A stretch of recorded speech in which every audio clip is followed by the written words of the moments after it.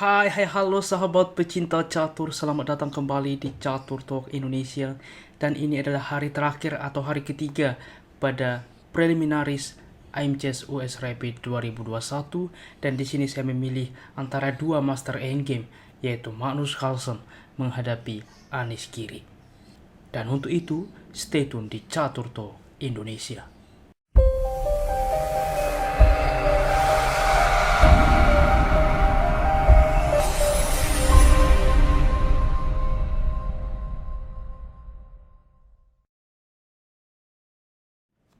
Baiklah teman-teman, di sini Magnus Carlsen putih memulai langkah dengan pion ke-4 dibalas pion ke C5, pertahanan Sisilia, kuda ke C3, kuda ke C6, kuda ke F3, dan pion ke G6 mempersiapkan Vian satu gajah ke depan. Gajah ke B5 langsung mengancam kuda, juga mempersiapkan rokade, gajah ke G7. D3, kita lihat teman-teman, untuk itulah diaktifkan gajah terlebih dahulu, lalu mengaktifkan pion dan juga sekaligus membuka akses gajah ke depan aktif. Pion ke D6 di sini pernah dilakukan dalam database sebelumnya, yaitu dengan rokade. Magnus Carlsen langsung begitu agresif E5, dan ini langkah no penalty, memanfaatkan bahwa kuda ini masih sedang dipin, sehingga di sini mengorbankan pion hitam menerima. Gajah memukul kuda skak, pion memukul kembali, dan kita lihat dua baris pion bertumpuk, tetapi keuntungan juga membuka file B bagi hitam. Di sini barulah Magnus Carlsen rokade, C4 mengancam pion, dan di sini H3. Sebelumnya bagaimana jika pion memukul pion? Maka ini akan dilanjutkan dengan menteri memukul menteri, teman-teman. Benteng memukul kembali, gajah ke F5 mengancam pion, kuda ke E1 mensupport pion, E4, dan kita lihat teman-teman, di sini pengaktifan hitam sedikit lebih baik, di mana membuka diagonal gajah disupport oleh benteng ke depan.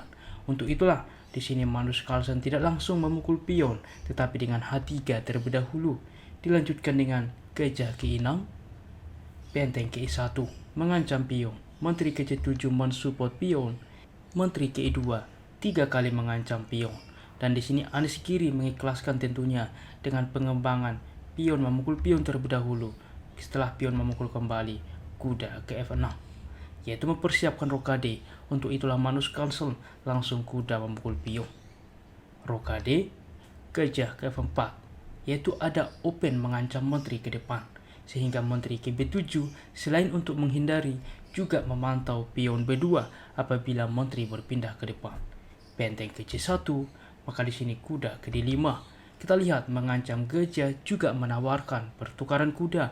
Magnus Carlsen gajah mundur ke G3, maka kuda memukul kuda, benteng memukul kembali, gajah ke D5. Kita lihat teman-teman, gajah ke D5 di mana mengancam pion ke depan dengan membuka pion. Untuk itulah D4 mengantisipasi teman-teman. Mengapa saya katakan mengantisipasi? Di sini hitam memainkan A5. Sebelumnya apabila sesuai rencana C5, maka ini blunder. Karena apa? Pion memukul pion. Dan apabila sesuai rencana gajah memukul pion, ada pion ke C6 teman-teman. Lihat, mengancam menteri, sehingga gajah ini harus diberikan. Jelas di sini putih sangat unggul. Apabila semisal gajah memukul benteng, gampang saja ditukarkan teman-teman. Tetap kita lihat di posisi ini adanya aktif menteri ke depan. Di sini putih sangat unggul. Untuk itulah kita kembali. Oleh karena itulah Anish Giri memainkan dengan pion ke A5, dilanjutkan dengan H4. Gajah memukul pion A2, juga menawarkan pion, sehingga di sini kuda memukul pion C6. E6 dengan mengembalikan gajah ke depan supaya pion ini mensupport gajah. Gajah ke E5, dan di sini F6 mengancam gajah. Langkah yang meragukan dari Anish Giri. Sebelumnya komputer menunjukkan bahwa gajah ke D5 kembali adalah opsi terbaik. Gajah memukul gajah, raja memukul kembali, dan ini pun masih cukup sebanding. Namun rupanya kita kembali di dalam posisi ini F6, maka Magnus Carlsen melanjutkan dengan gajah ke D6 mengancam benteng. Benteng ke E8, di sini benteng ke A1. Tentunya inilah permainan rapid, sehingga waktu mereka di posisi ini sudah sama-sama kritis teman-teman. Sebelumnya Magnus Carlsen di posisi ini mempunyai opsi yang lebih baik dengan kuda ke E7 skak. Ini yang juga dibahas secara live teman-teman. Apabila benteng menerima terlihat mengorbankan perwira, maka ini akan gajah menerima benteng. Menteri memukul gajah, ada B3 teman-teman. Lihat, maka akan terjadi pengembalian perwira sehingga kita lihat di sini benteng lebih baik kualitasnya dibandingkan gajah. Namun rupanya kita kembali tentunya di dalam waktu singkat, keputusan yang singkat. Di sini benteng ke A1 dengan tujuan sederhana mengancam gajah. Gajah mundur ke D5, maka di sini kuda memukul pion. Menteri ke A6 menawarkan Menteri dan Magnus Carlsen menerima pertukaran. Benteng memukul kembali, gajah ke C5. Benteng ke B8, B4. Gajah ke F8 menawarkan gajah, benteng ke A4. Gajah ke H6 lagi-lagi bermanuver ke depan mengancam benteng. Magnus Carlsen melanjutkan dengan benteng ke A1. Benteng ke A8, benteng ke C2, di mana mencegah gajah ke depan. Gajah ke F8 saat ini lagi-lagi menawarkan benteng ke B2. Benteng ke B5, kuda ke B3 menawarkan benteng. Anies Giri tidak menerima dengan benteng ke B8, benteng ke A5. Dengan jelas Magnus Carlsen menawarkan pertukaran benteng dan Anies Giri membuat keputusan yang tepat dengan benteng memukul pion teman-teman. Terlihat mengorbankan benteng, tetapi apakah betul benteng ini dikorbankan? Gajah menerima, maka di sini benteng memukul gajah teman-teman. Kita lihat dua kali mengancam kuda dan benteng memukul gajah di sini.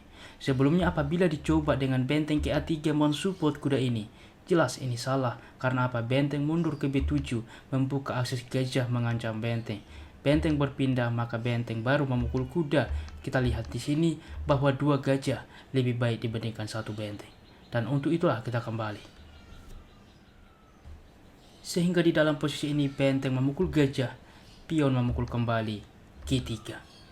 F5, raja ke F1 tentunya ikut membantu permainan di endgame. Gajah ke G7, benteng ke B1, raja ke F7.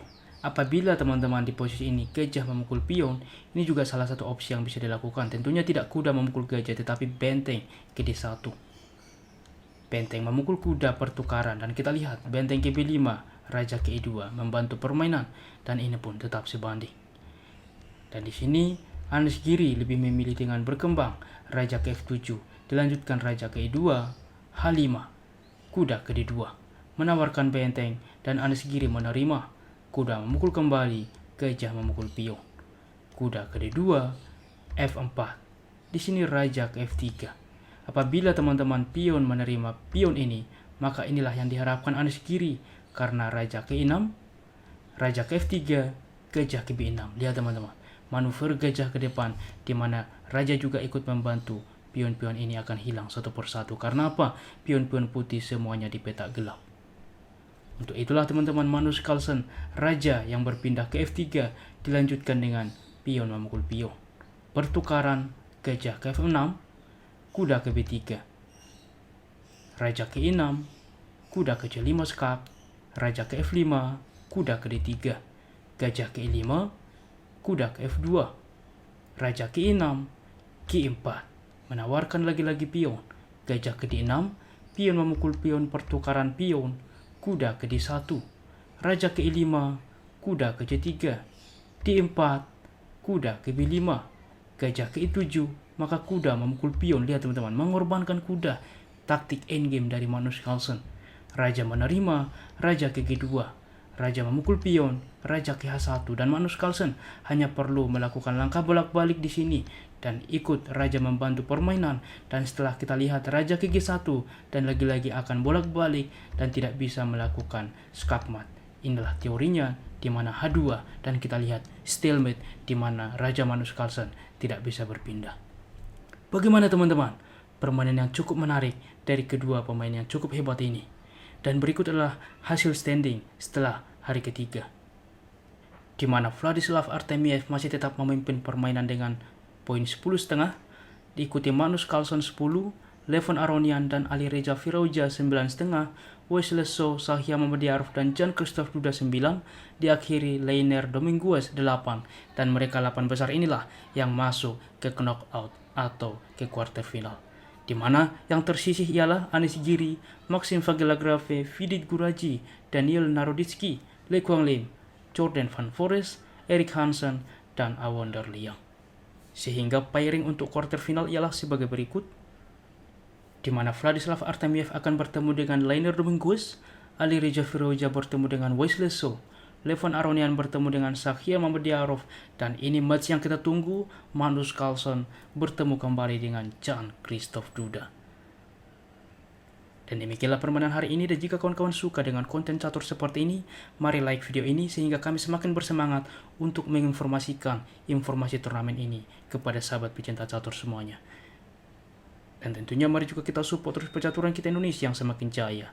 Salam Catur Talk Indonesia, sampai jumpa di video berikutnya. Keep sharing and keep loving. Bye-bye.